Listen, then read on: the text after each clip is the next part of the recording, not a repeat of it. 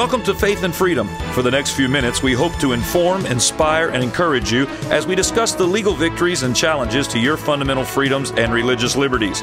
Faith and Freedom comes to you from Liberty Counsel, a civil liberties education and legal defense organization.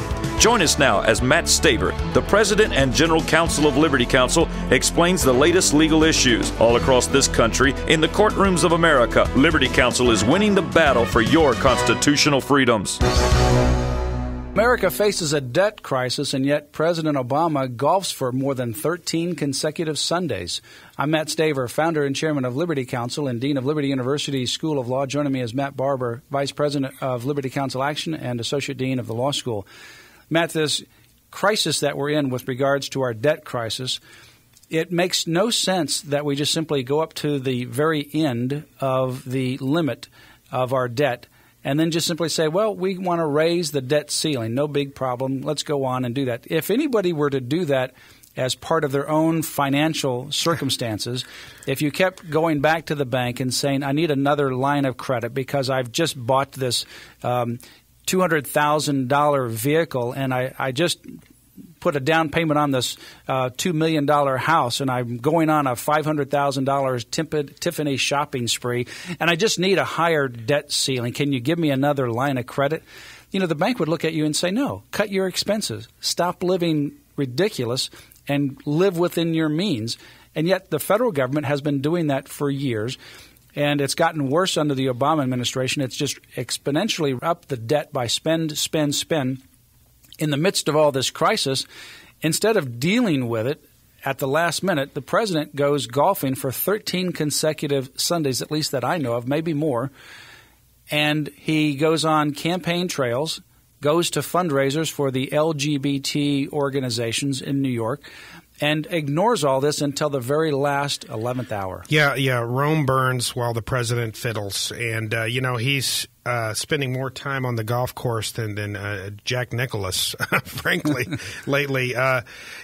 People don't seem to understand. The word unsustainable means unsustainable. You see what's going on over in Europe, over in Greece? That's us in very short order, except take what's happening there and magnify it 100-fold, because it's going to be a much bigger situation here. We're a larger country with a greater prominence in the international scope. This is devastating. What could happen if our fiscal house is not put in order? And President Obama is, with all the talk of compromise and this and that, he's insistent upon injecting this poison pill, this job-killing tax hike poison pill that will not even take a chip out of our national debt and deficit, yet he insists upon getting the political points with his radical leftist base. By doing this, so far, thankfully, the Speaker of the House and conservatives in Congress have not blinked. I hope that they will hold to their guns here because something has to be done, and it has to be done now. We have a bumper sticker that is for this new Congress that was elected in 2010, and that is to hold their feet to the fire and make sure that they do the right thing that they promised that they would do in order to be elected. They told the American people that they were going to rein spending in. They told the American people that they were not going to follow the ways of this Obama administration, and now we want to make sure that they hold their feet to the fire. On the bottom of it, it has our website, too, watchyourcongress.com. You can go to that website, watchyourcongress.com. It'll keep you up to date with what's happening in Congress, and you can get this free bumper sticker by calling 1-800-671-1776 or go to our website and send us an email. lc.org is our website. Matt, this situation with the president, he recently was in a meeting with some of the Republican leadership, and he walked out and decided to just cut the meeting short. I mean, it's absolutely reprehensible that you just walk out no matter how disagreement is going in that particular moment. You don't solve the problem by walking out. It's amazing that he walks out of this meeting with Republican leaders over the debt crisis and does not want to negotiate anymore, just walks out, storms out like a child. But he's willing to sit down and talk to terrorist leaders around the country and negotiate with them. It's unbelievable, the different dichotomy that we have here with the president. Yeah, the man is a radical, and he's an embarrassment. Talk of yanking off your Band-Aid and eating your peas. And, come on. This is serious business we're talking about here, Mr. President. You need to treat it as serious business. I have to wonder if they don't recognize the dire straits that we are actually in. And that's option A. Option B is that they do recognize it, and that they are, and the president in particular, intends to really damage our free market system here in the United States and supplant that with a Euro-style socialist form of government. His actions speak pretty loudly. I think there's a great deal of evidence that is what he is hoping to do here. And now he's breaking out the old playbook, threatening to withhold Social Security checks to elderly people, trying to pin that on Republicans. But that falls fully within his bailiwick. And this specter of there's not going to be any money, the world's going to implode on August 3rd. There's a lady who was recently on Fox News, a Democrat, who said, an elderly person who said, so I've paid into Social Security since I was about 16 years of age, she said. And so the president says, I'm not going to get a check, but he's going to continue to get his check. And the members of Congress are going to continue to get their checks. They haven't paid a dime into, getting those checks. But he's going to now threaten the elderly with this. And what he's doing is he's trying to hold the elderly, the senior citizens, and the military hostage in order to negotiate his own particular agenda. It's reprehensible that he doesn't take this serious throughout the entire spring. It's not like this was a surprise.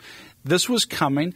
And in fact, during the 2.5 years of the presidency, he hasn't passed a single budget. We've been without a budget for 2.5 years. He hasn't focused on the budget. He hasn't even brought forth a budget to be passed. Well, Speaker Boehner's asking the question, where's the plan? Where is your plan? He has no plan. He had no budget last year, no budget the year before. It's incompetence. And I don't mean that as a pejorative. I don't mean that as an insult. The man does not have what it takes to be in the position that he is in. He did not have the experience. His radical associations and affiliations like William Ayers and others were known, and he has no. He's never owned and operated a lemonade stand. So he has no executive experience. Had no executive experience coming to this. It is incompetence that we're witnessing here. Why should we be surprised? It's that, and I think it's also a blind radical. It's radical that's caused him to be blind. Commitment to socialism and big government. It's kind of. He is so wrapped around big government spending and socialism that he cannot stand to give that up, even though he realizes that it's not working. He will continue to push it until the brink. And even beyond the brink, where everything just simply goes into a collapse because he's so committed, and he just simply he's like somebody who's addicted to a big government spending socialist model, and he just simply can't give it up. He's going through the withdrawal right now of seeing the fact that he's going to have to give up some of that model. Well, I think he's starting to see the writing on the wall, too. He has said, I would rather be a very good one-term president than have 2 terms and be a 2-term president. Well, the way he's going and with his actions, he may in fact be a one-term president, but not a very good one. Probably the worst one we've seen. This is Jimmy Carter's. This is Jimmy Carter's second term. Frankly, is what we're witnessing here, except it's worse. Well, give us a call at Liberty Counsel at 1-800-671-1776.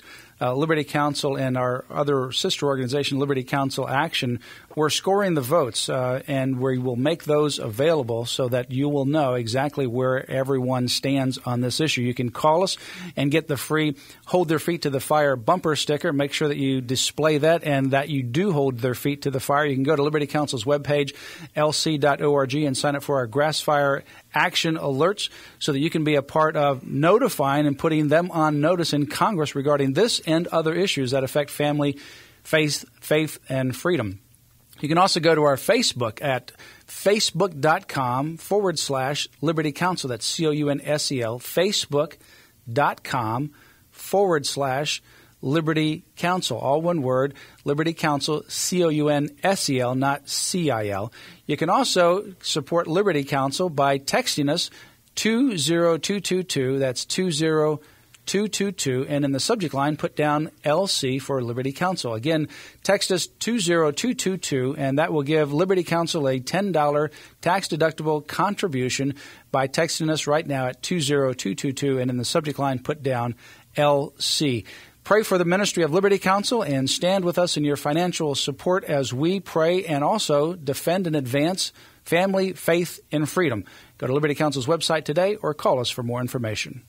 You have been listening to Matt Staver of Liberty Counsel. Our hope is to encourage and inspire you to stand up for your faith, family, and freedoms. We can accomplish a lot when we work together. Get informed and get involved today. Sign up for our free monthly newsletter, The Liberator. We will send it out to you free of charge. Stay informed with our Liberty Alert email update. Just click on the website at www.lc.org or call us at 1-800-671-1776. Tune in next time to learn more about your rights right here on Faith and Freedom.